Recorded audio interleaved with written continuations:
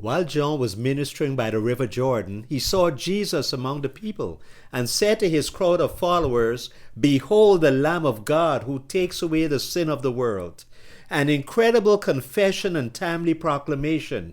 What is amazingly powerful about this phrase is the fact that John, a well-established evangelist with thousands following him at the time, stops a moment to publicly recognize, acknowledge, and honor one follower in a most monumental way.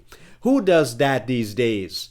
That John is neither intimidated nor fearful of Jesus' entrance on the scene to eventually begin what will be the greatest ministry on earth is undoubtedly remarkable.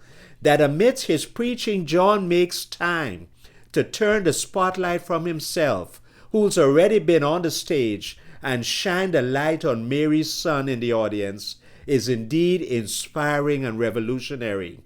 The secular world, including carnal Christians, does not know this type of honor that regards a person before their dreams and potential are manifested and fully realized.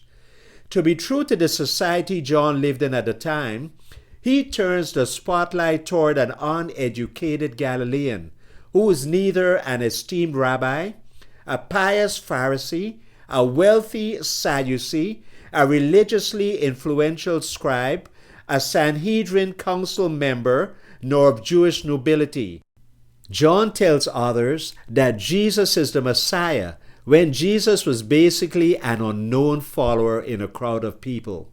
John did what Samuel did for the shepherd David, and what the wise men did at the manger for the babe wrapped in swaddling clothes.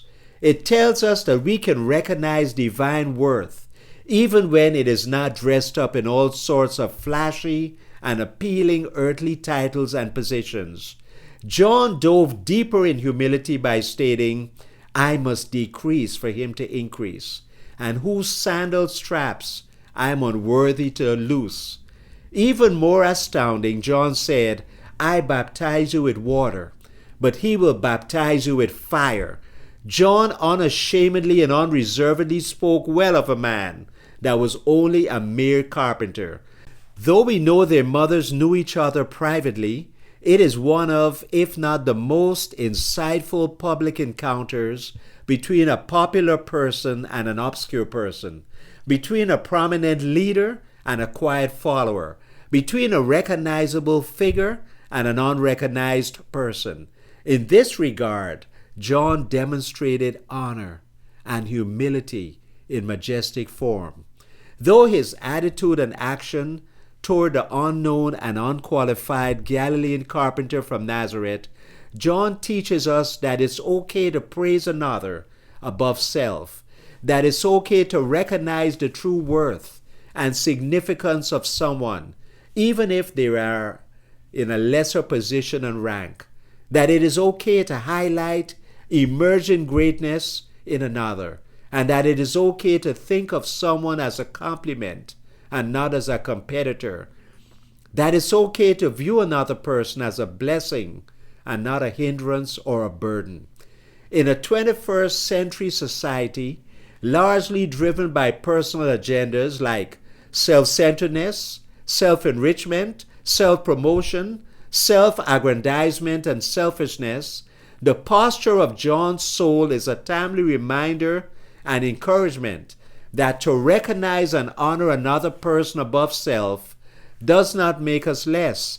Giving honor never takes away worth from us.